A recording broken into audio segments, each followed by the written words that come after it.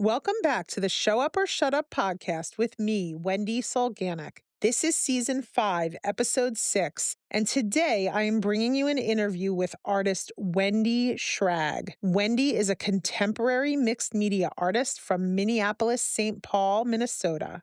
Her fine art collage work is full of color, texture, and form that is a delight to behold. Wendy studied design in college, but it is her intuitive sense of color and composition that ignite her creativity. I'm thrilled to welcome Wendy into the family of Fodder School teachers, and she has something epic in store for us in Fodder School 5. Please take a look at Wendy's art over on Instagram at Wendy Shragg _designs. That's WENDYSHRAGG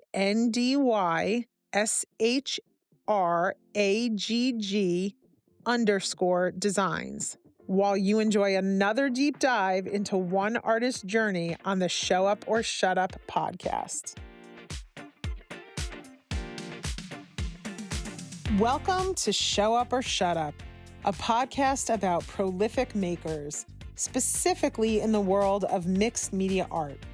I'm your host, Wendy Solganik, also known as Willa Wanders on Instagram, and I'm here to explore the ups and sometimes the downs of being a mixed media artist. I've been a maker my entire life, and I've had 4 careers involving art. In each episode, we'll talk to artists about how they became prolific makers, why they make art, and the struggles they go through. We'll talk about being an online creative, social media, and how to navigate that world if that's what you're into.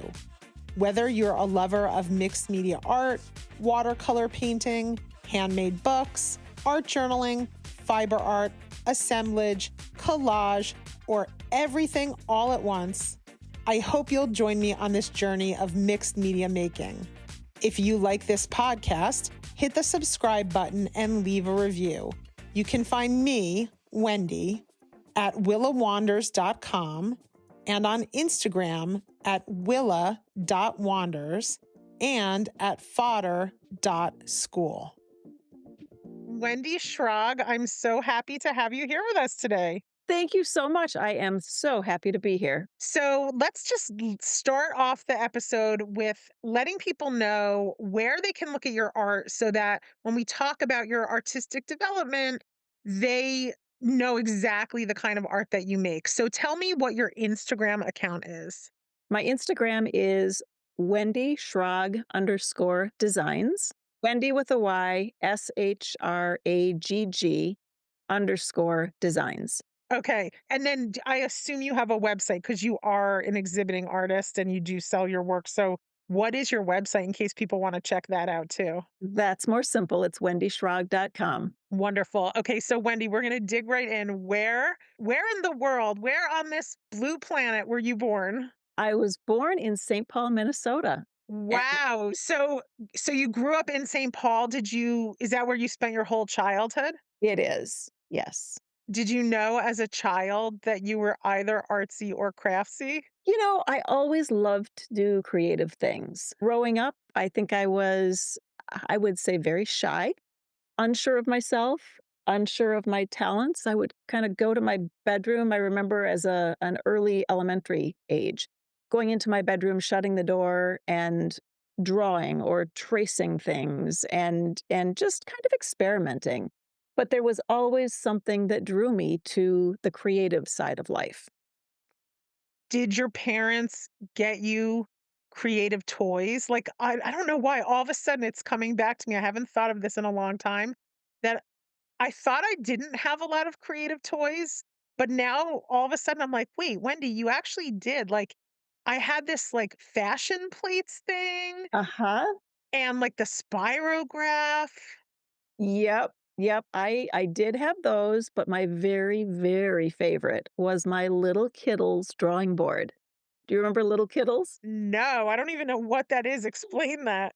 So maybe I'm aging myself, but Little Kittles were these tiny little dolls. They were more doll-like than troll-like, but kind of the same size as a troll without the goofy hair. And the little kiddo's drawing board had all different kinds of clothing and the different dolls, and you could trace the doll, and then you could put the clothing on it and trace the clothing onto it.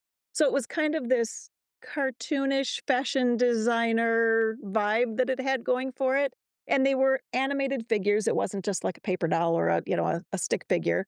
So you could create these little scenes with it. And I absolutely loved it.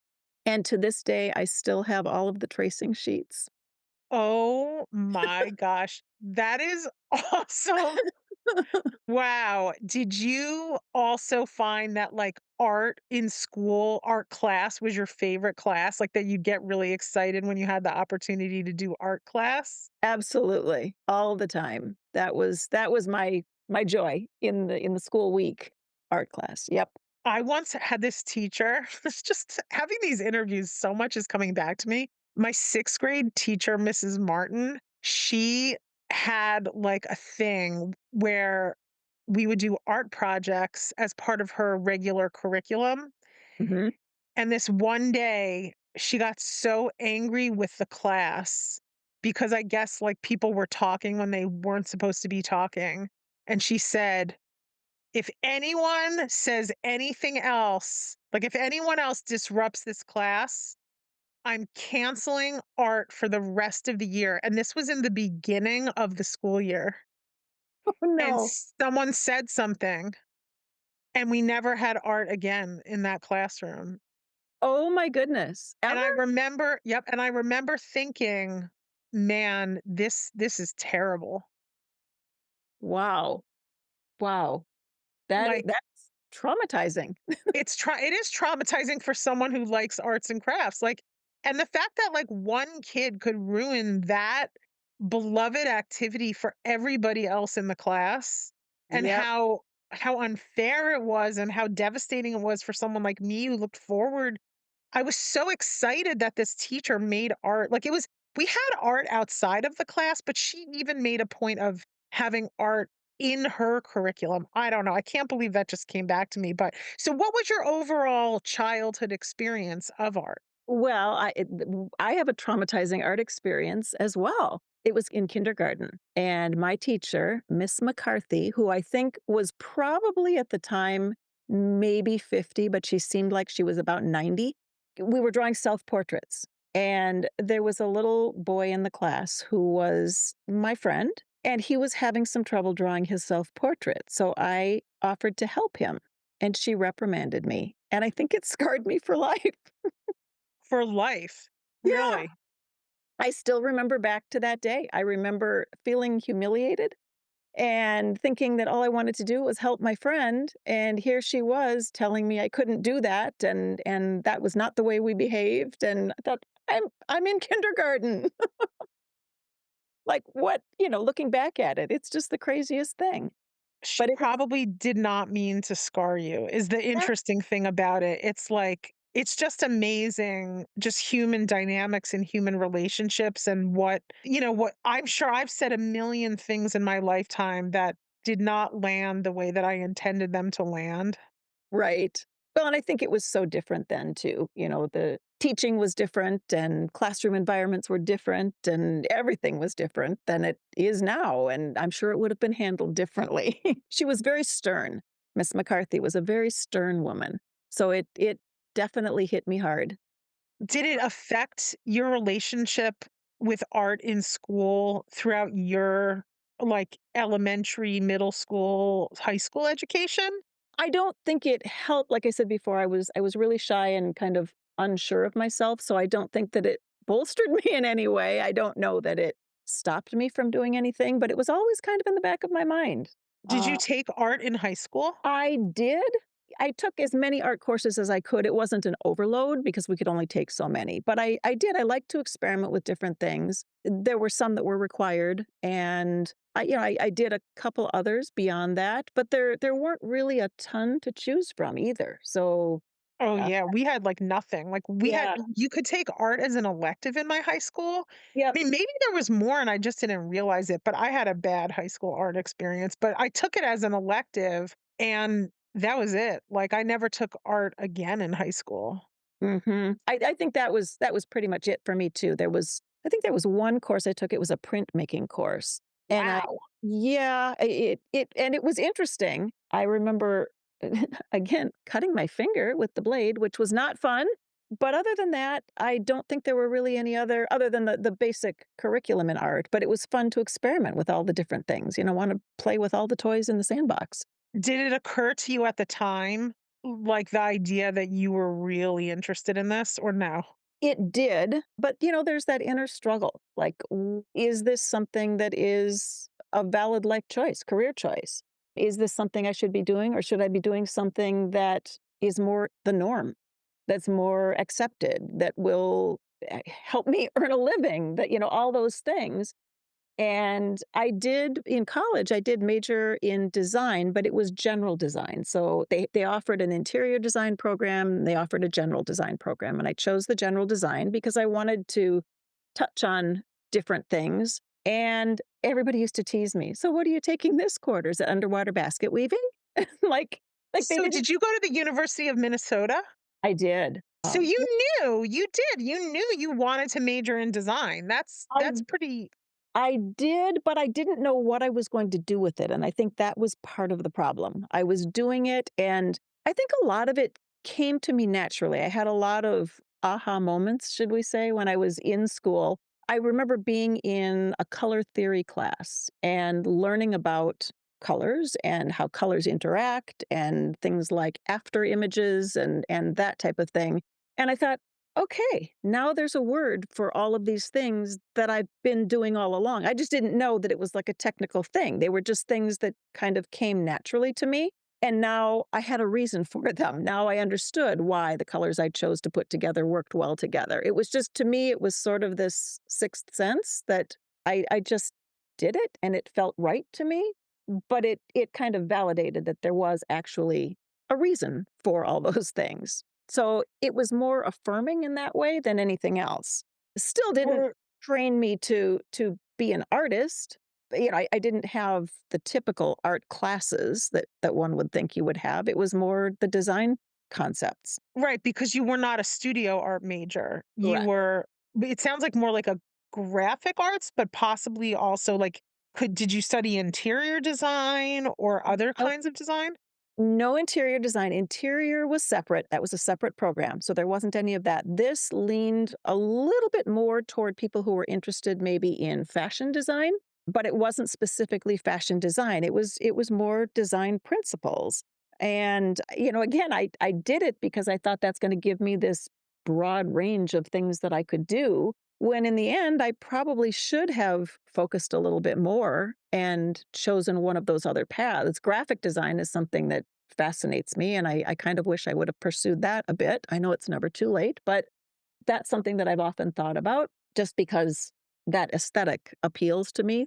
I can see that in your work. So, were either of your parents artistic or grandparents or aunts or uncles, or did you have any family members that also had a interest in art or design? Yeah, my grandmother, my dad's mother, was artistic. She painted on porcelain, and it was a hobby for her, but she did some beautiful work and was extremely talented.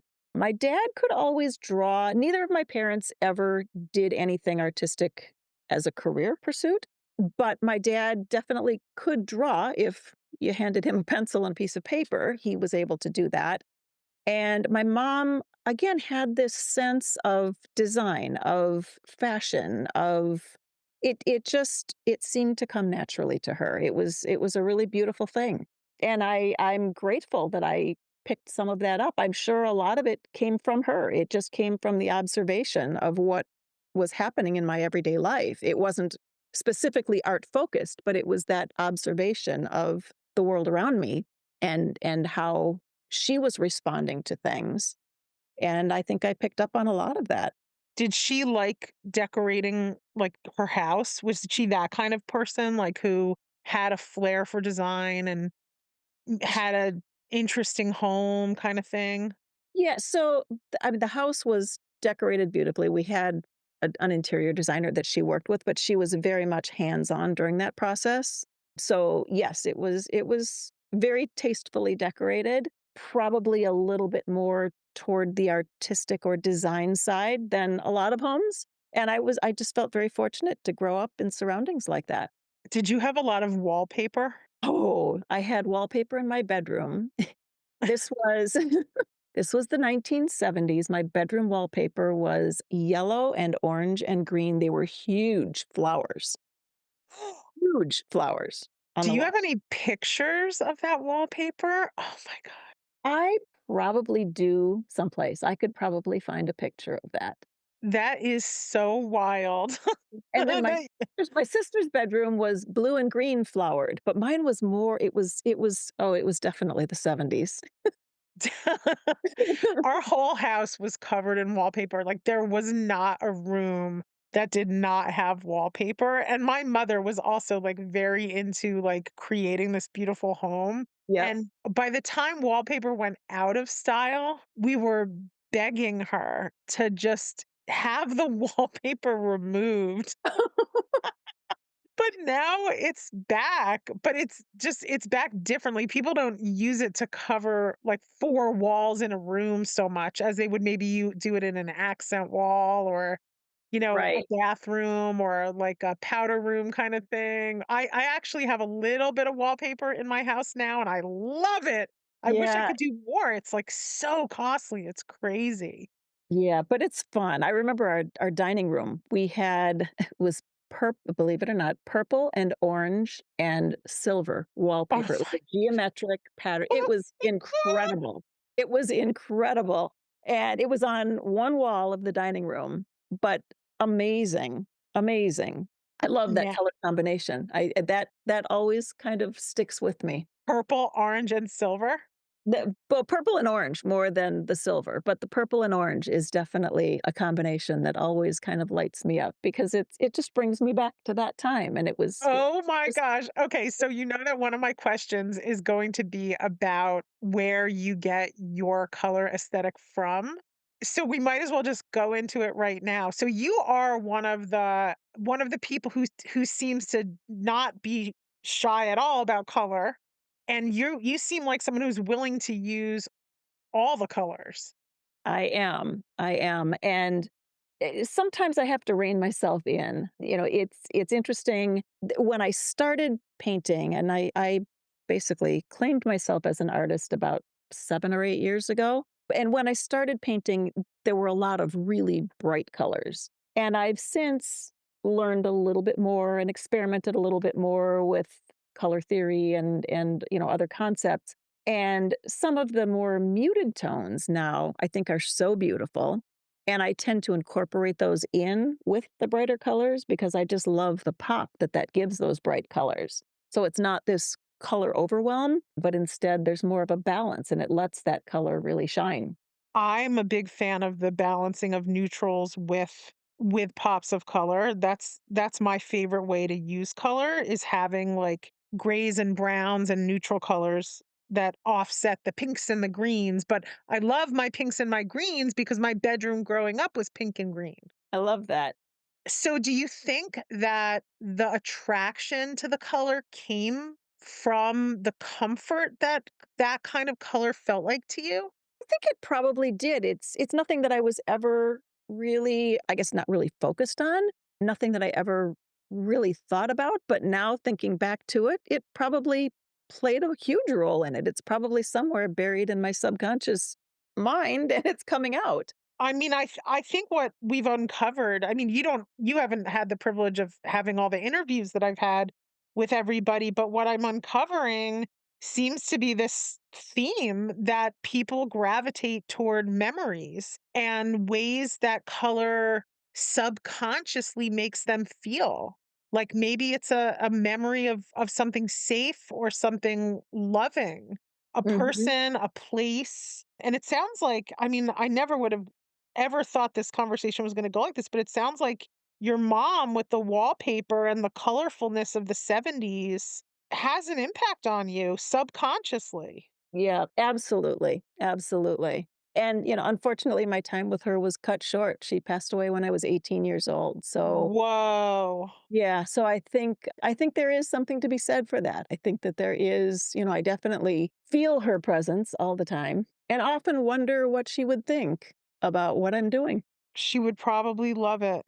I would hope so. I would imagine so. So, okay, so you go to school for design and you have the most generalized design degree I've ever heard of, which does not actually like give you, did it give you any skills to go into the design world? Not really. I mean, again, I think it would have had I not thought the way or been exposed to the things I was exposed to, things that I just thought everybody knew how to do. Like it was one of those where, well, of course this is what you would do. Like, wouldn't you? Like, it was so I think had I not had that sense, it probably would have felt like it would have given me a lot more information. But it like I said, it validated more the things that I was doing. It let me know that what I was doing was the right way to do it, that it and that not everybody thought that way. So it gave me an appreciation, first of all, for the fact that I was able to do that.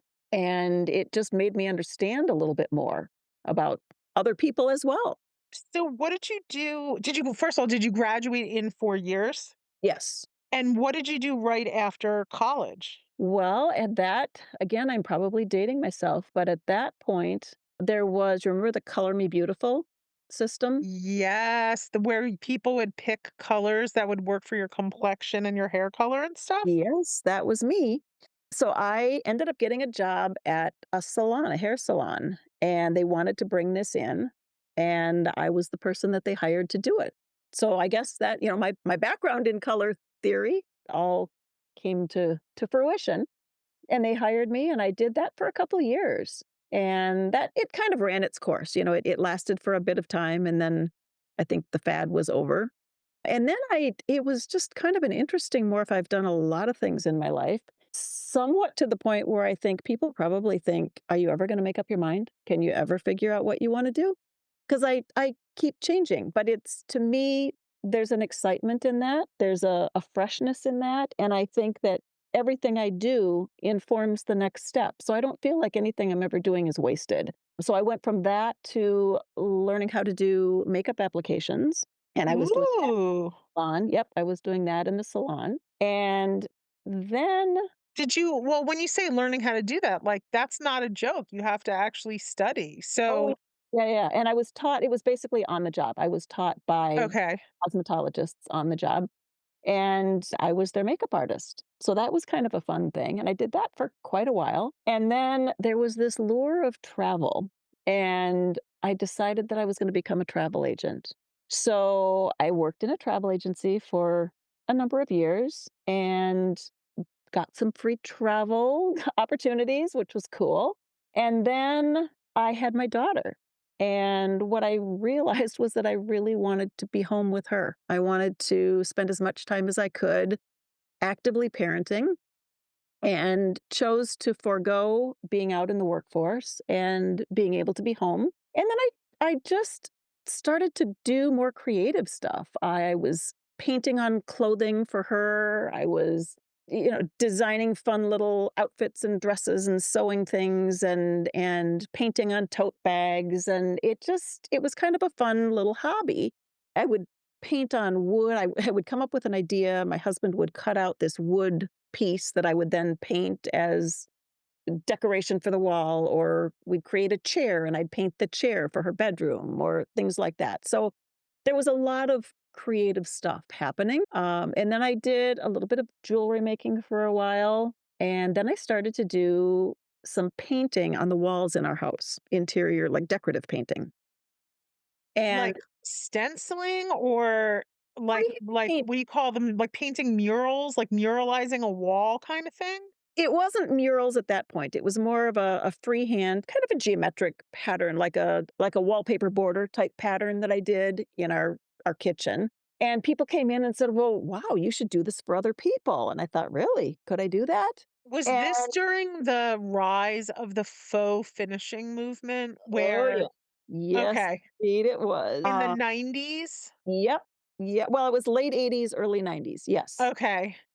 And then I decided I would if somebody called me, I would say yes, and I had somebody who called, and she wanted to design a nursery for her son, and I took on the challenge, and I painted this nursery and realized that I was really having fun with it. I did some faux painting on walls, and that I enjoyed it, but not nearly as much as I enjoyed creating these bedrooms for kids, customizing a bedroom. So that was more of the mural type painting, not as in-depth as a full mural, but themed bedrooms. And So, it was okay, there's a theme that is running through everything that you're telling me, which is that are, you have a willingness to try new things and sort of say, like you have a willingness to throw caution to the wind and be like, I want to paint this furniture, or I want to sew this item, or I want to paint on clothing, I want to paint on walls. I wanna do this because this sounds like it's gonna look cool, and you don't let the fear of messing something up stop you. Is that true? well, to an extent, well, in the early days, yeah, it probably was true. Now art feels a little bit more precious to me, and I'm a little bit more hesitant. I'm a little bit more I mean, I'm cautious by nature. That's just who I am. I'm not a throw caution to the wind type person. This is I am very much a planner, and I love order and consistency in my daily life, but there is something about the freedom that comes in the creative process. When So you first painted on the walls of your kitchen, like, it's funny because during that whole height of faux finishing, I was thinking, like, if I had more courage, I would just start doing this stuff because I would have probably been very good at that. But mhm. I was so afraid of touching a wall. It just seemed like so scary. Like, what if you messed up the wall? Then you'd have to hire a painter to come in and fix it. But you just went Nowadays for it. I did. The reality is it's only paint, right? You can always I paint over it. know. If it doesn't work, you paint over it. Not a So big did you deal. ever mess something up on a wall and then go, "Oh man, I gotta paint this whole thing over and start over?" Thankfully, no. And what kind of paint would you paint on the walls? I was using acrylic paint or I would use house paint. Yeah, it would be permanent or permanent as long as it would last. I mean, it was a child's bedroom, so how many years does that need to be? It's not gallery quality paint. It's not, but it's definitely it wasn't craft paint. It was artist acrylics. So Um you can yeah, paint, like, we use, obviously everyone is using acrylics in their mixed media work. You're saying you could use acrylic paint on a wall. You could just paint on your wall. absolutely. Absolutely. Such a wimp. Like, I'm such a wimp. So how long did the painting kids' bedrooms thing happen for? Oh, that was probably, oh gosh, probably about 5 to 7 years. That's a long time. So It were was, you because you kind of do have this illustration side to you.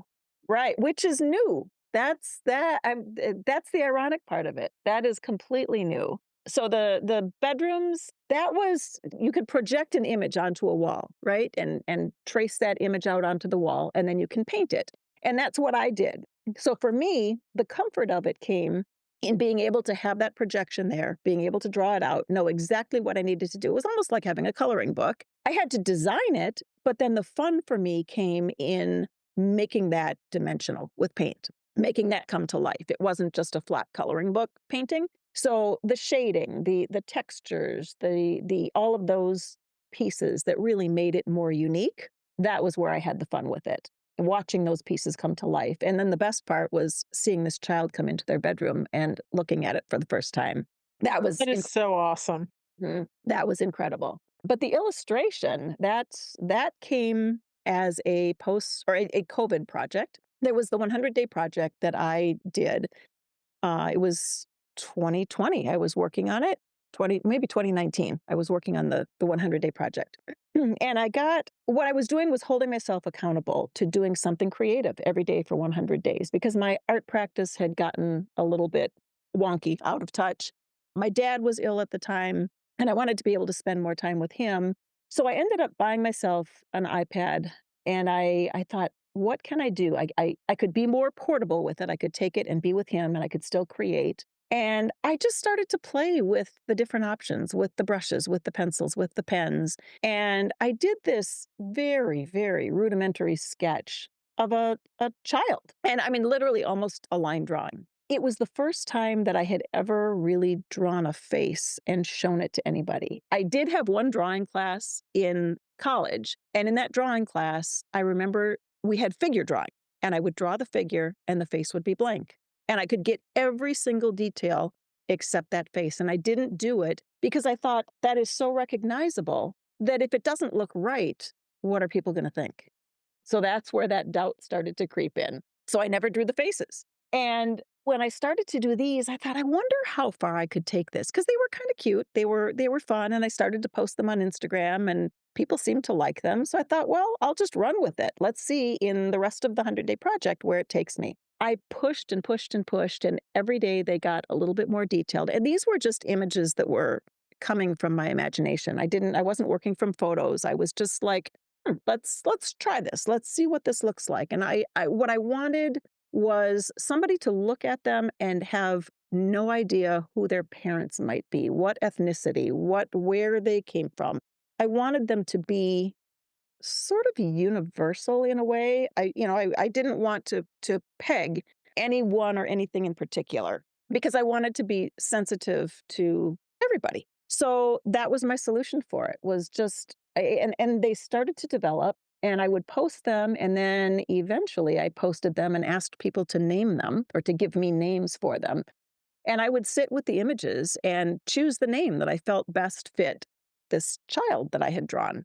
And COVID hit, and I was in a studio at the time, and I had to leave the studio just because we needed to be really safe. I had two grandchildren, and I couldn't be exposed to other people. So I was working from home, and it got to be, COVID started, and we thought, okay, it'll be a month and it'll be over. And then it was 2 months, and then it got into 3 months. And I thought, this is ridiculous. I need to do something. I was just going crazy. And I had made contact with somebody who has a program called Be the Nice Kid. And he goes to schools and he speaks to classrooms, to entire student bodies about being the nice kid. And I had this conversation with him earlier about what he did and how he built his audience, and just wanted to connect with him. I just loved what he was doing. He had these positive affirmations that he was writing, and they were so cool. So I called him and I said, I have an idea that I'd like to run past you. I said, what if we take your verbiage and my images and we put them together in a book?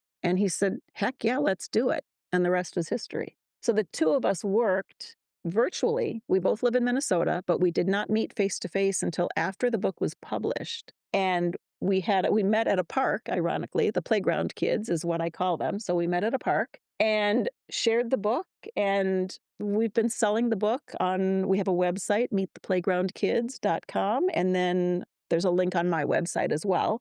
But it's this lovely 144-page coffee table book, verbiage on one page, image on the other. And it's really meant to be a conversation starter for families. It's not really a storybook to read cover to cover, although there is flow through the book. It's more meant to be that conversation starter, to pick a page, read it, talk about how that can apply to your day, or how what happened to you that day fits that page and what you can do to help other people. And it became this really lovely passion project for both of us that we didn't know we had in us. It just happened, and it was lovely. That work that you do, the illustration of the characters, Yep. it is so different than your abstract art. It's amazing that this comes out of the same person, which I agree. to me, it just shows how much you're capable of. Well, thank you. Thank you. I would say that is my biggest struggle in the creative process, is finding a lane and sticking with it, because I can't. There are too many things that I enjoy doing. Somebody once asked, if I had to give up all of the things except one, what would I keep? And I can't answer that question, because I love everything about all of these different things. I love what they bring to each other. There's something about it. I don't think that I would be happy picking a lane and sticking with it. I wouldn't be so if you hired me as your therapist, I would say that's clearly one of your greatest strengths, and to deny yourself what is so natural to you, like what God or the universe has gifted you with, to deny yourself that because of a social construct of people who are artists having to have one style and stay in one lane is it's just a social construct. Right, but It's isn't not that what real. you hear all the time? I mean, that's what that's what's drilled into everybody's head. Pick your lane, stick with it. Find the one thing that you're good at, do it, do it, Well, do I it think the over one again. thing you're good at is art and design. So it's just a wider lane. True. And thank you for that. But it is probably my greatest source of anxiety in my creative process is, am I doing the right thing? Is this what I should be creating, or should I be creating something different? I Sometimes realize. people have different Instagram accounts. Like if it's causing you stress, I mean, look, you didn't ask me, but I have to say it. Like, you are clearly good at many things. And Thank you. to deny yourself the joy of doing the things that are fun for you that you're good at would seem like nonsense. But I could see from a professional standpoint, if you're like, I want to present an image to the world of an abstract artist versus I want to present an image to the world of an illustrator, Mhm. people do just split their things and they have multiple Instagram accounts and they True. work on both things whenever they feel like it. Sometimes they feel like being artist A and they are posting in the A account, and sometimes they are artist B posting in the B account. That's true. That is true. And it's not lost on me that I'm very fortunate that I can do these things. That I can figure out most things artistically. I can figure out most things, and I'm grateful for that. But sometimes it feels like a blessing and a curse because I don't want to waste it, right? I feel like there's so much bottled up inside that I need to get it out there. But there is this message of find it, do the one thing. Oh, like find it, do it, and take it to its greatest Yep, expression in the world. Like if you're going to be an illustrator and you could do children's books, like do 100 children's books and just focus on that. And yep, yep. So I can't. That's not me. That is right. really not me. But it's really tough because so much says this is what you need to do. Do you want to be a fine artist? Somebody once said to me, are you an artist or are you a creative? And it stopped me dead in my tracks. And I thought, well, can't I be both? Like, I think I am.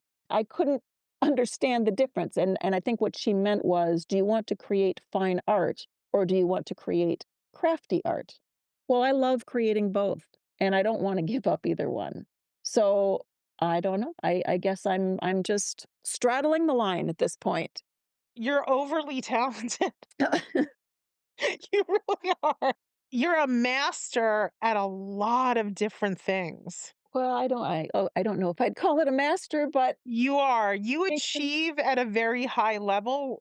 I mean, look, I'm not saying you post every single thing you do to Instagram, but Right. whatever you have here posted on Instagram, and there is a wide variety of art on your account, it's like you do it really, really, really well. Thank you. Whatever you do, like whatever project you take on, you do it at that A plus level. Thank you. Thank you. Yeah. That feels good to hear. Thank you. It's very cool to see. Like, you do have a very unique Instagram account because of that. I hope that people see it that way, that it isn't confusing. I see it that way because in many ways that's kind of how I am too. It's like I Yeah. want to try so many different things. Yeah. Like so I want to ask you about different things cuz I still have a lot of as many days as I have left on earth, like I want to be trying different things. So you said something about sewing and I see in your Instagram account that you have some pouches where it looks like you've designed fabric. Are you the one who sewed them into the pouches or you had a company do that for you? I had that done.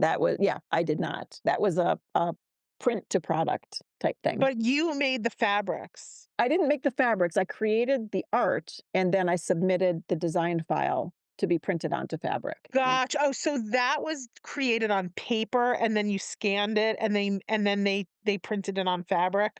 correct. See, what I wanna do is I wanna create that kind of art right on the fabric Yep. and do, like, bespoke pouches where they're just one of a kind. That would be awesome. because those are gorgeous, your pouches.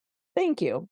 But you said you do some sewing. Like, do you have is a sewing machine a part of your life? It absolutely it is. It's not a very active part of my life, but I have it. I wouldn't wanna be without it. I used to use Yeah. it more when the kids were younger. Did you learn how to sew in, like, middle school, or did your mom teach you how? Like, how did you know how to sew? Well, we had a sewing machine at home, it was an antique sewing machine with a knee bar to make the machine run, not a foot pedal, but a knee bar, and I kinda played with that a little bit, and then in 7th grade home ec class, we had to Home sew. ec, Yep. the So, best. I sewed there, and then I did take sewing lessons one summer. There was a Singer Sewing Center, and I took sewing lessons there, and I mean, it was fine. I wasn't great at it. I was good, but I wasn't great at it, but I enjoyed it, and that was all I really did as far as formal education, and then it just kinda was one of those things that I had and started to play with, and, like I said, when I was sewing for our daughter when she was younger, I would take little T-shirts and then find a cute fabric and make a little skirt and add it to the T-shirt and then paint on the T-shirt part of it, and that would be her little dress. So that type of thing. It was definitely more toward the crafty end of use than it was functional end.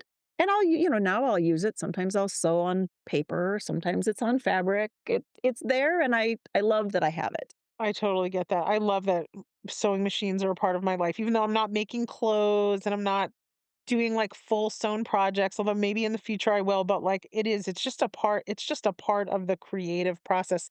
I know there's a lot of people out there who are very afraid of a sewing machine, but they're really very easy to use, and there's really nothing to be afraid of, and Right. they're such a great tool in your artsy craftsy life. I can't imagine living without it now, but And they're I've used they're it a lot. No, I'm sorry. I've used it a lot for home decorating stuff, making pillows or making throws or that kind of a thing. you really are fearless. Like, so okay, so let's pick back up in this story. So you become a makeup artist after you've done the color consultation thing. And then after being a makeup artist in the studio, where did you go after that? That was a travel agency after Okay. that, and then it was a stay-at-home mom, just started to play, started to it was more crafty at that point.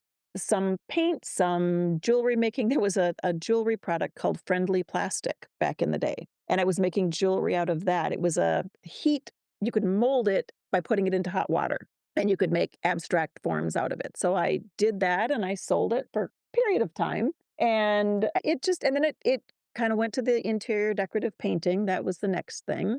Quite honestly, the reason I quit that, it just got too hard on my body, up and down ladders and hauling the stuff in and out of houses all the time. It was It's too. pretty hard. And you have to Yeah. like be painting on a wall with like your arms in the air for hours Yep. and hours at a time. Right, walls, ceilings, it was yeah, it just at the end of the day, I would come home and I was totally spent, so I thought, I need to scale it down, and so the one thing I forgot, after that, I decided to go back to school. I became a licensed esthetician, so I was doing skincare, so I kinda went back to the skincare, the makeup, all of that end of things, and to me, it still felt artistic. It was just a smaller canvas. I was working on a face instead of a wall. So it felt really good to be doing something that I knew made people feel good. It helped them in their lives. It brought me joy, and I loved it. And I loved all of the contacts that I made through that, the clients that I met and the relationships that I was able to build that way was really interesting. Then I decided to pare down what I was doing in my aesthetics practice, and I went to just waxing. And I went to a salon that was opening. It was called Waxing the City, and it was new to the Twin Cities, but it had started in Colorado, and they were branching out. So I started there, and there was something, honestly, about I don't know if it was that building, if it was that I don't know what it was. There was something that was almost this is weird to say, but magical to me. I started to do some painting in my downtime. There was an intuitive painting course that I took online, and I was using my basement freezer as my easel. I would tape paper up to the basement freezer, and I would go down there and I would paint My daughter used to tease me. She said, "Oh, you're going to paint your feelings, mom?" Like, okay, call it that, whatever. But it was, she was looking at it as a silly thing. And I was thinking, okay, this is kind of cool. And I was having fun with it. And I was following these assignments. And then I'd go into work and I would work all day and I was meeting these incredible people. Just the way things were falling together was really interesting for me. And there was one assignment that I had. We were supposed to be painting. I don't even remember what it was at that point. And I looked at this paper that I had started to paint and I started to see images in it. And I thought I could either follow the assignment or I could take this where I want to take it. And I decided to take it where I wanted to take it. And I created this image, which I I haven't really shown people these. They're not on my website. It's just kind of something I've kept to myself, but they are these imaginary almost creatures. But in this scene, and they just kept emerging. I just kept looking and they kept emerging. So I would draw them in and create the dimension on them out of this painted background that was basically an intuitively painted wild kind of background. And I did an entire series of them. And there are points where I want to go back to that. And I've done a little bit of it more in black and white, but it just produced this incredible body of work. And I don't know what to do with it. It's here. Most of them are 18 by 24. Are they And on canvas? On like what are they on? On paper? they're What on are they they're on? on yep, they're on paper. They're on mixed media or watercolor paper, I don't even remember at the time, but a heavier paper, and I just have them in a portfolio. But it was this magical thing that started to happen, and I would see images in these backgrounds and just create with them. And I could sit for hours and draw into these paintings and continue to see things. And it was kind of weird. And our son came home at one point and he's like, "Mom, what drugs are you taking? Because where are you finding these things? They're just bizarre." But they So turned out really cool. are they okay? So I've done a little of this type of work. When I did it, I was like, "This is the coolest thing ever," and then I got distracted because I have ADHD and moved on to something else. But is it like you're looking and you're finding faces, or you're looking and you're finding creatures, or you're looking and you're finding botanicals? Because I've done a All of the little. above.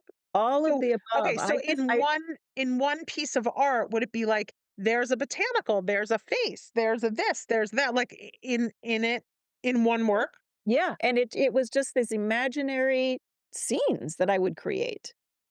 And you couldn't tell, some of them maybe were underwater, some were on land, some were outer space. I mean, they were just these, I don't know how to describe what it was that I was doing. And it was kind of, I would look at look at the paper that I had painted with kind of a soft focus, and this stuff would just show up. I believe you because that's if you paint an abstract thing, you can see things in it. It is real. You will see things in it. Right, right, but I think it's another one of those things that I don't know if people don't give themselves the time to really look at something, to see those things, and I did. I just allowed myself that time to look, to explore, and I oftentimes feel like in the creative process, I go back to a childlike way of thinking in a lot of cases, because there's that innocence, there's that freedom, and I love what that allows me to do in the process. So Before the rules came in, because so this is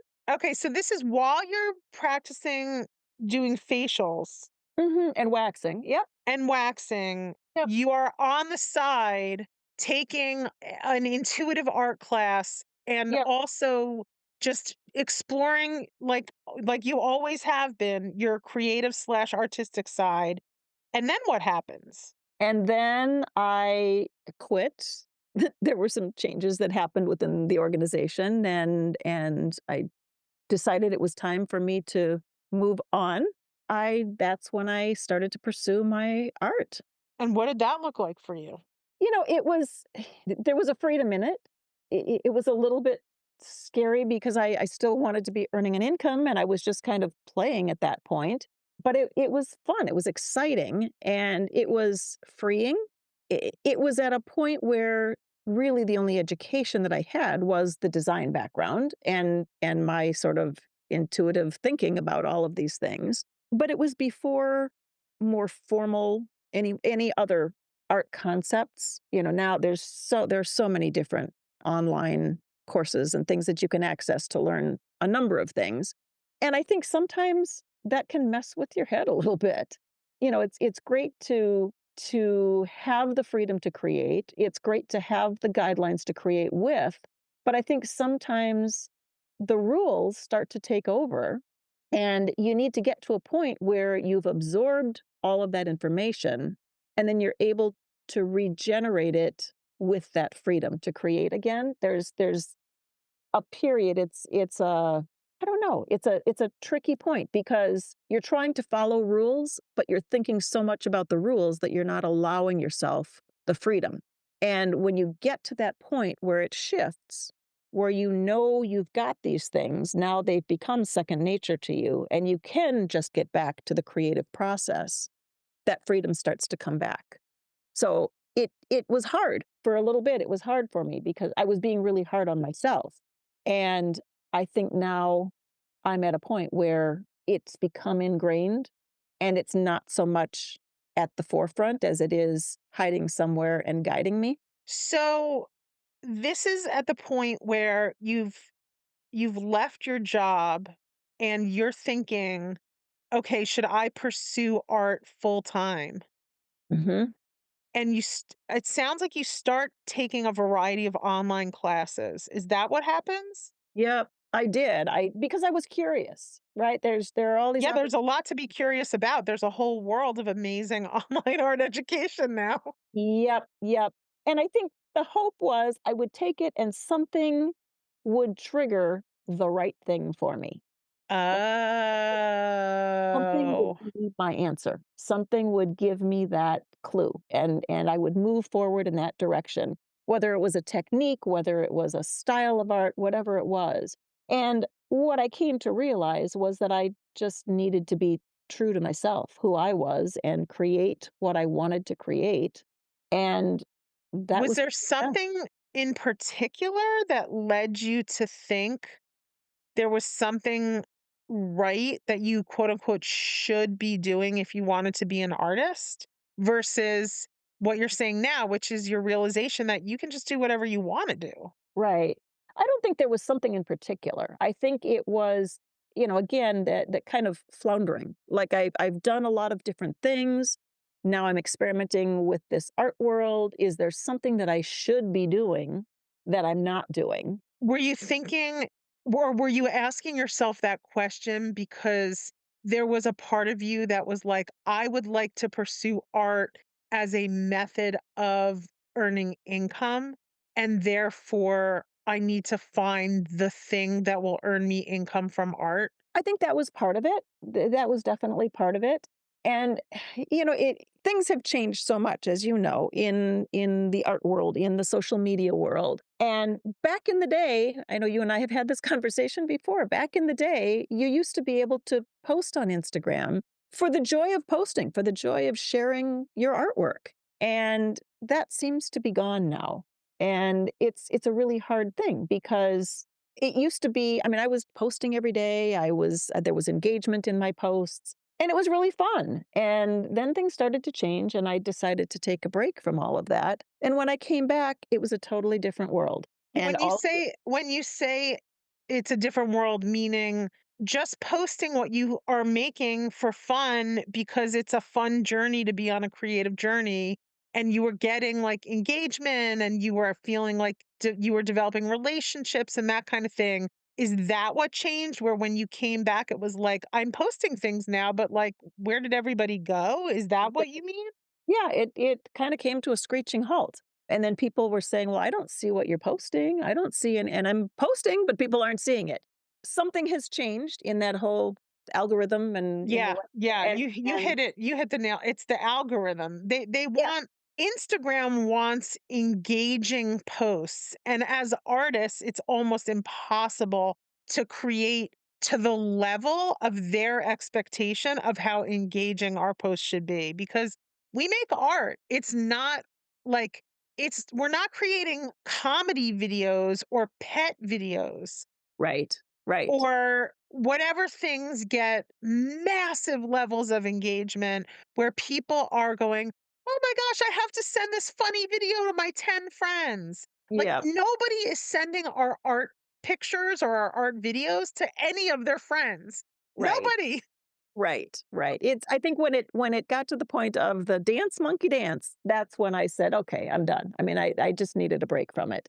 But we'll see. I mean, I'm trying to get back into it a bit But and and hopefully it's so interesting that it's like, and that creates a challenge for artists today because so much about art is tied into this whole success on social media thing Mhm. versus this internal experience that artists would be having where it would be like the old fashioned thing where it was like you'd be experiencing this thing in your studio or in your home, and then you would have to go out and find a gallery to show your work and pursue something other than this whole social media thing, which you have no control over.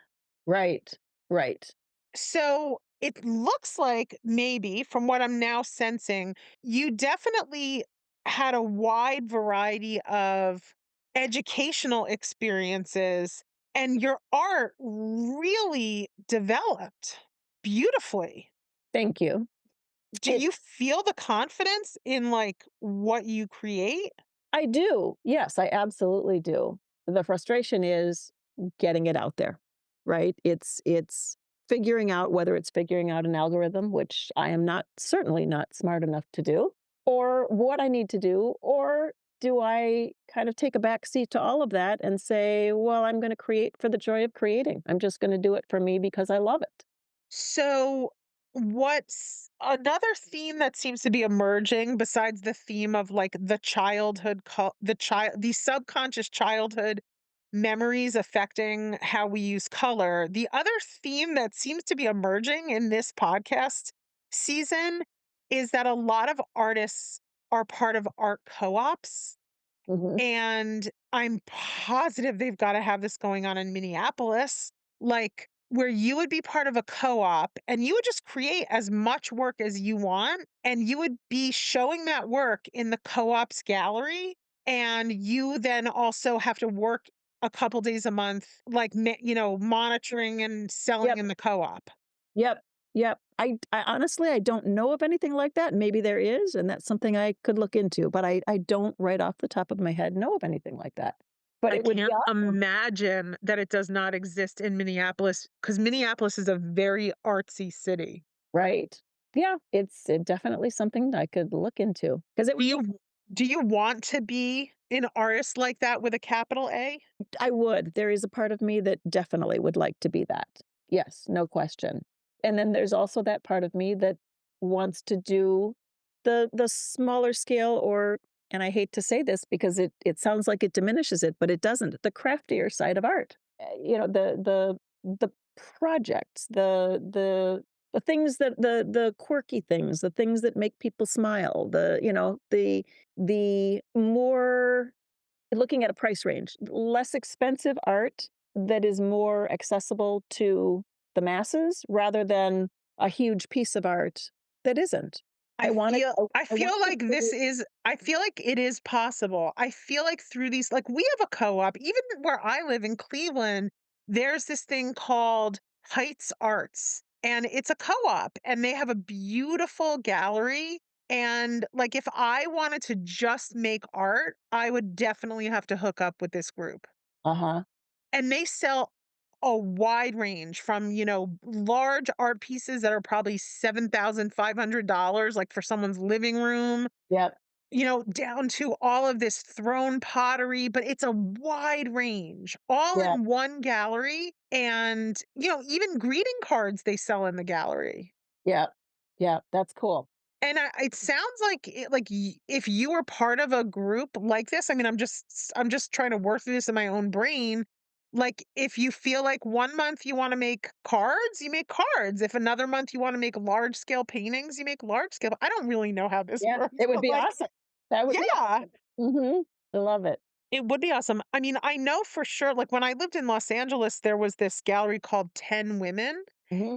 And it's really funny because I knew about it when I lived there. And one of the other artists that's teaching in Fodder School 5, she was a part of the 10 Women gallery. Oh, really? Yes, it's like everything comes full circle. It's so crazy. Been in that gallery. It's in Venice or Santa Monica. Yes, I have been in there. It's really awesome. Yeah, I remember because I was making a lot of pottery when I lived in Los Angeles, and I remember thinking, like, if I pursue this as a career, like, I would wanna try to be a part of a group like that, and I think I had friends who were part of it, and I was kinda, like, a little bit jealous. Not a super jealous person, but I remember, like, feeling like, "Oh, man, I wish I was a part of that." Cool. So, okay, so what are you working on now? Well, I've been doing some online coursework, teaching online. Along with a friend of mine in Calgary, we've created some online gel printing courses, intro to gel plate printing, mono printing, and we've got two of those courses going. I'm doing When some, did you first start exploring gel printing? hmm, it's been probably 8 or 9 years ago. You've been doing it a long Way time, and before, yeah, way before it was ever a thing. wow, do Yeah. jelly plates factor in to a lot of your art that you like to create? It does. I like to create papers that I use when I do my mixed media work. So yes, that is a huge part of what I do. So I combine those with acrylic paint and create my larger pieces of art. So there's very rarely, if ever, I should say now, do I create something that doesn't have a collaged component to it.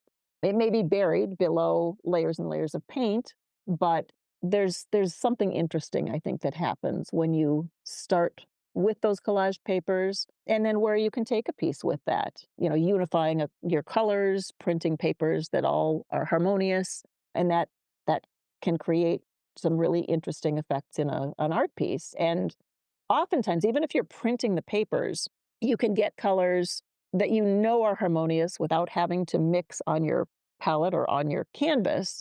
So it's a sure thing. It allows you to plan a little bit, but still be spontaneous in their placement in your finished piece.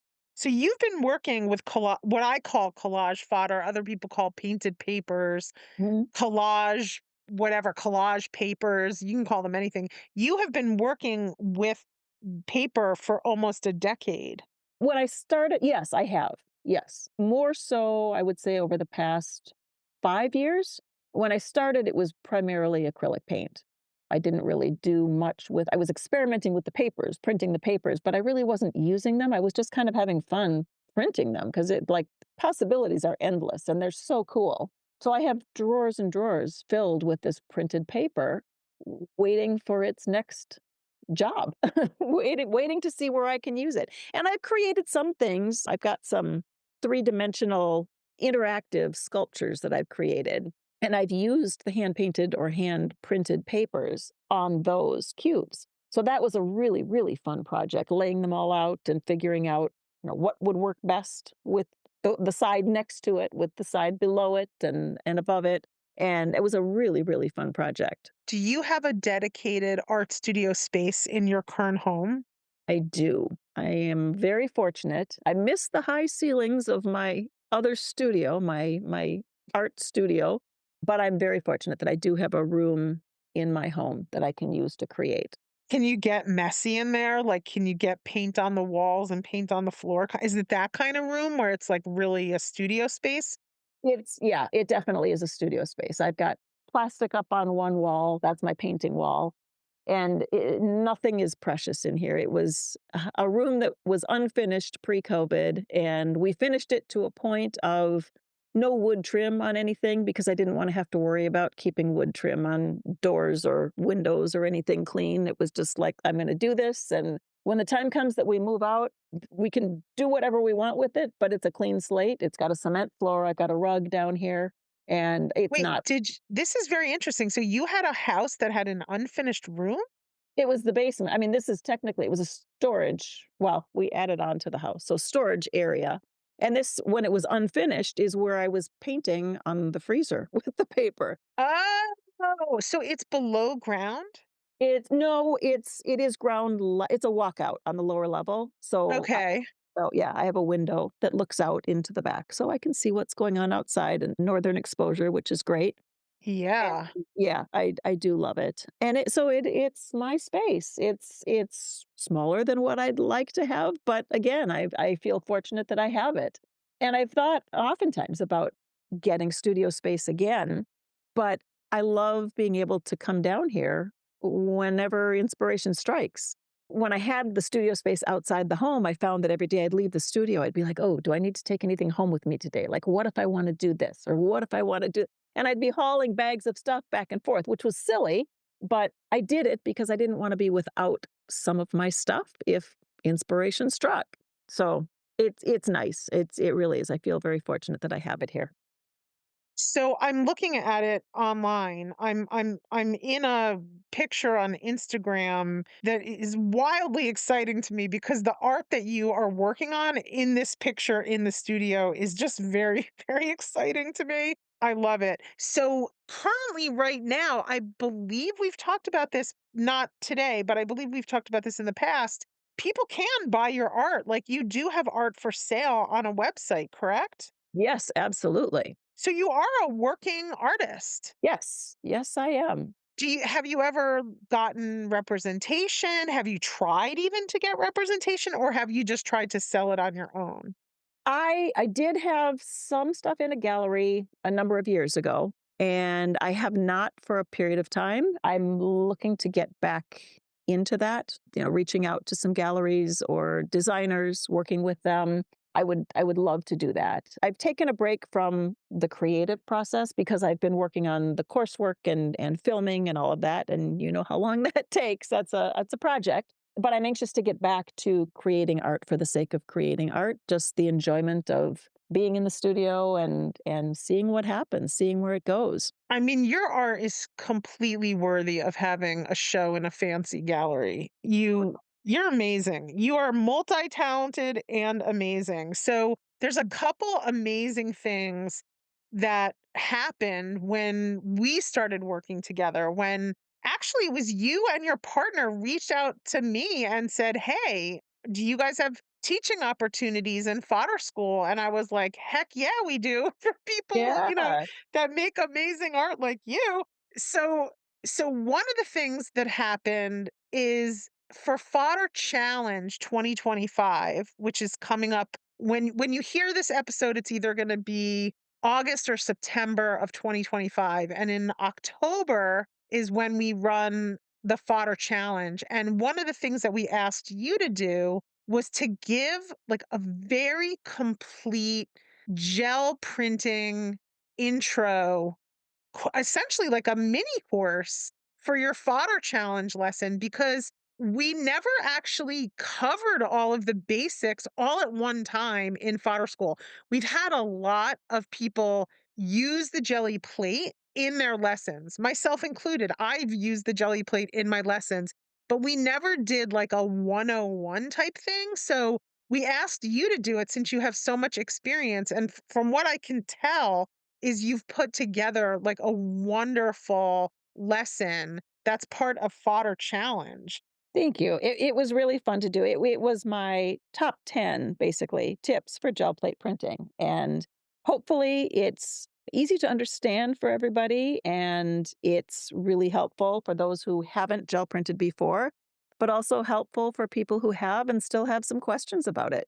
Yeah, I mean, I've done a lot of gel printing, but I definitely like I only have so much experience and knowledge. There's a lot more experience and knowledge that I hope to gain with more and more experiences with the gel plate. I mean, I think everyone who tries a gel plate loves a gel plate. It's completely addictive. Oh, So oh, that's very exciting.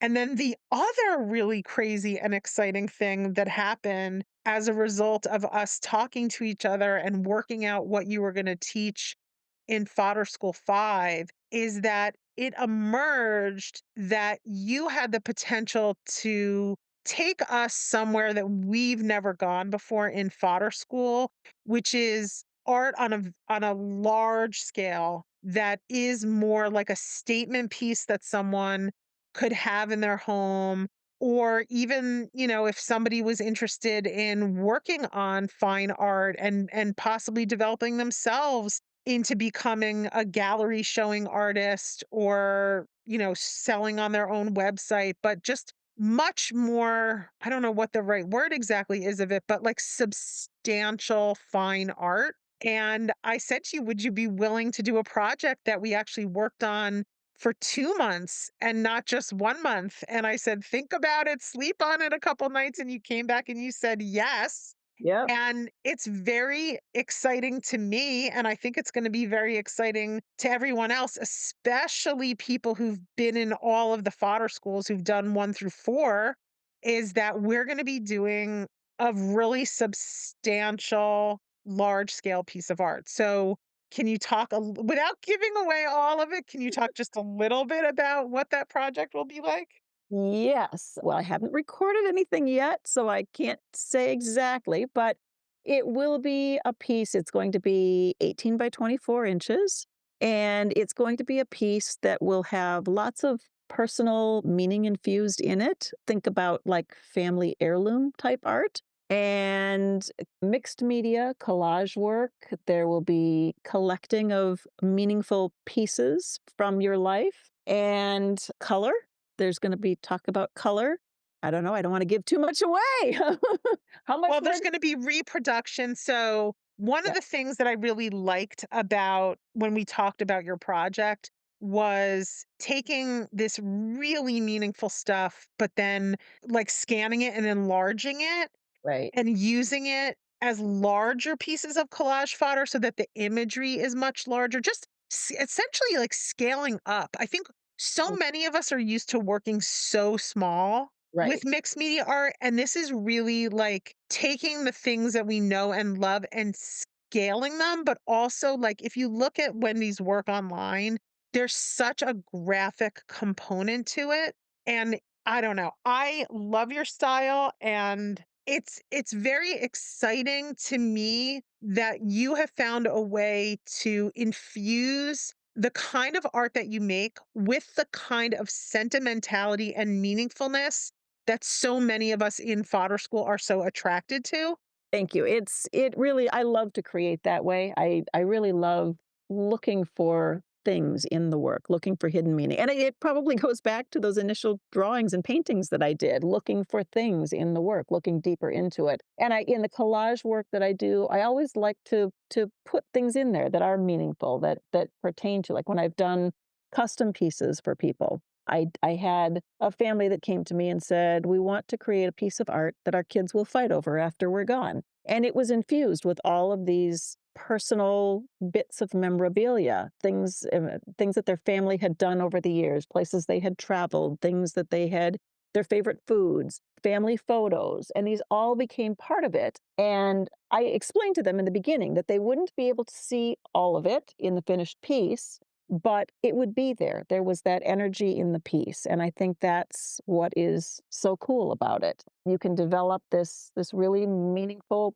piece of art and look for the little clues, look for the thing. Once you get a piece finished, it's kind of like the Where's Waldo. And when I finished the piece, I actually made them a key to it so that they knew where every piece was, every collage piece was, every photo was, and they could kind of search for it and find the different bits and pieces and enjoy it. And Well, what's so extraordinary about what you've created is that, like, when you're describing it, somebody might be led to believe that what you're describing is something that looks scrapbooky or kind of like homey. That is not at all what the final pieces look like. Like, your final pieces look like they belong in the finest gallery of art, and to be able to create something that has so much meaning, but looks like it belongs in a high-end gallery, to me, is wildly exciting. I am excited to present this module. I think it'll be really fun for people, and it will do a little bit too. The one thing that people are always concerned about is using vintage items that are precious and they don't want to, what if something happens? So I oftentimes will work from a copy of whatever that was. Like you said, sometimes it's enlarged, sometimes it's actual size. But I think that takes away some of that fear of, well, what if I mess it up? It's not going to be messed up. You can always paint over it, you can always collage over it. But you've still got your original pieces. So once we get into it, I hope that people can dig up some real treasures and, just infuse a lot of meaning into the finished piece. Do you ever, like you said, you've created this type of work. Did you do it for yourself before you created it for the other people? I didn't. No. So this will be interesting because I think I will have some treasures in there for myself. So, okay, now I'm really even more impressed. So the pieces that I'm referring to, you're saying you created these as a one-off, like someone said I want you to create art with our family mementos in it, and then this is what emerged? You had never done this before for yourself? Nope. You blow my mind. When they came to me and wanted this art piece, they came with fabric samples from their living room. They came with paint samples. They came, all these things and said, "We want a piece of art to go in our living room. Here's the space that we have. This is the size we need. There's a cutout in the wall, and the canvas needs to fit inside this cutout. And these are the colors we want you to use." And we sat down and had a conversation about what that really meant. And I asked them to show me some of the pieces that I had done that they really liked. And a lot of what I do is based on like circles and grids and that type of a pattern. And they loved those. And then I said, well, what if we do something that has more meaning to it? I mean, you want this to be an heirloom piece. Let's infuse that meaning into it and let's kind of create some hidden magic in there. It can be what that other piece looks like, but let's put some things behind it rather than just random pieces of collage work. Let's put some things there that mean something to your family. And that's kind of how it developed. So if other people came to you today and said, "Wow, I found out about this work that you do with personal, meaningful things, but the work itself looks like it came from a fine gallery," would like if they said, "We want to commission you," would you say yes to that? Or do you feel like you need to constantly be doing something new, new, new? No, in a heartbeat, I would say yes, because it would give me the opportunity. There's that personal connection, which I love. And I think people enjoy that. When you're creating a piece of custom work or a commissioned piece of work, it's one thing, like I said, they came and they said, these are the colors we like, these are the colors we want in our finished art piece. And to me, that was fine. But why are we commissioning? Like, let's get something on a more personal level for you out of this. Let's get some more meaning from it because not to diminish it, but anybody can put paint on a canvas and make a beautiful painting. But you could probably go out and find that in a gallery without working directly with an artist. To me, the beauty of working with an artist is being able to really customize something. There are things that you like, and it's that relationship that you build together, the artist and the people who are commissioning the work. And to me, I love that. I like that connection. I think that's really important. And I like to know that what I've created becomes a cherished piece of art in their home, that it really does have meaning to them. So it's really just trying to manifest connecting with people who Yeah. want to do an experience like this. Yep, exactly. Exactly. And it wouldn't feel the same to me, even if the process is the same, it would feel very different because each family is different, each collage element that they bring me is different. So there's always the challenge in how to best work all of that together to make this piece for them. So it would by no means be a formulaic method to create art. It's very much personalized. And that's exciting. Well, you're a very exciting artist Thank you. who has just a whole world of exciting things that could happen with your art in the future. I would love that. I am up for the challenge and would welcome it. That's so cool.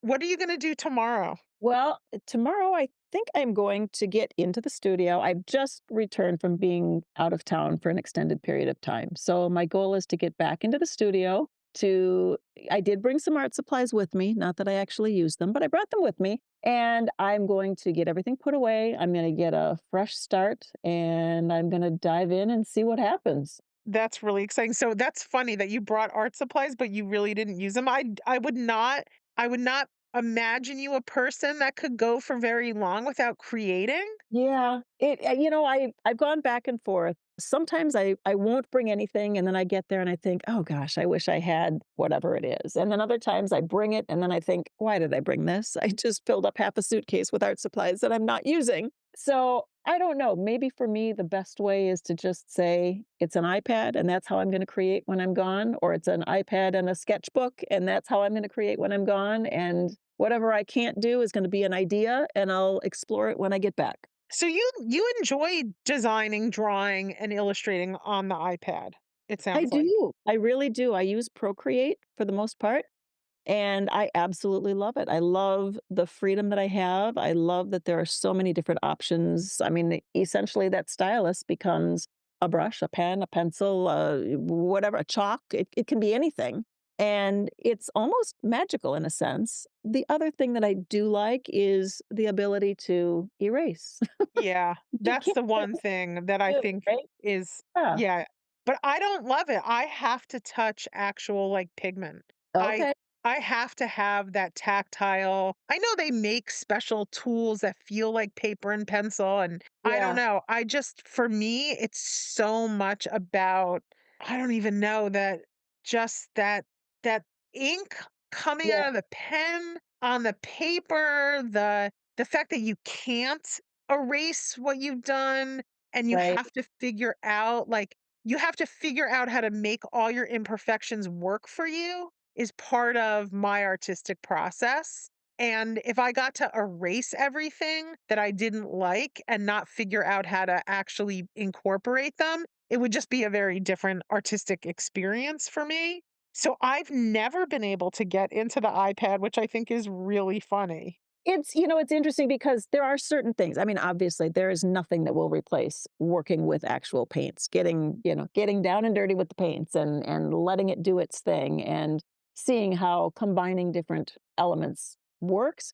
But there's a different way. I guess when I create on my iPad, it is a different way of creating. I have created entire bodies of work on the iPad. Obviously, the Playground Kids were a grouping that I did entirely on the iPad. But there are other things, they do tend to take on a more graphic design feel, I would say. But to me, it's an interesting way to be able to play, to experiment before actually going to a canvas or going to the paper. If there's a concept that I'm kind of thinking about, it lets me play a little bit. But I think that Because the bodies of work that I have created on the iPad are different than what I create when I work on a canvas or on paper. Gotcha, but you said you're also a planner, like, being a planner is very much a part of who you are at your core, and so, even when you're thinking of working on a large canvas, planning is a part of how you work.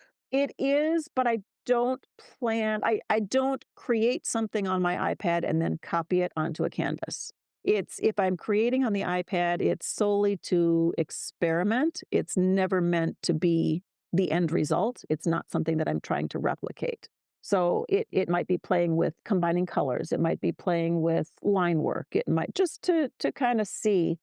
But again, like I said, the things that I create on my iPad typically involve more photographs that are combined with other art processes. So, things where I can include photos I've taken or I can manipulate photos I've taken and then add to that. I have a series that I call my wallflowers, and those were images of flowers that I took. And then I worked with colored circles. So it kind of morphed the grid circle thing that I have going in the stuff on the canvas into this digital work. And then And what do you do with the digital work? then I have it printed. So I have a local printer that I use, and it's printed with archival ink on archival paper. Oh, so this is part of your fine art practice Yep, is you also have digital art that yep, you've created that you sell prints of that. I do. I have a whole section on my website that's digital art, and it's pieces that I've created from the start. It's pieces that I have. It's some of them are paintings that I've created that I have then manipulated using a variety of different applications and created new pieces of art based on those. So that's been kind of a fun thing. And those become more graphic or geometric than some of the other stuff. Very clean lines. So it's fun to have the different techniques that I can work with and different ways of experimenting. It You're all really good with Procreate. Thank you. That's I really amazing. enjoy working with it. I really do. That was a good investment. And Procreate, it's an inexpensive program. It's like $20. Oh, yeah. It's not the program. The iPad is what's The iPad, expensive.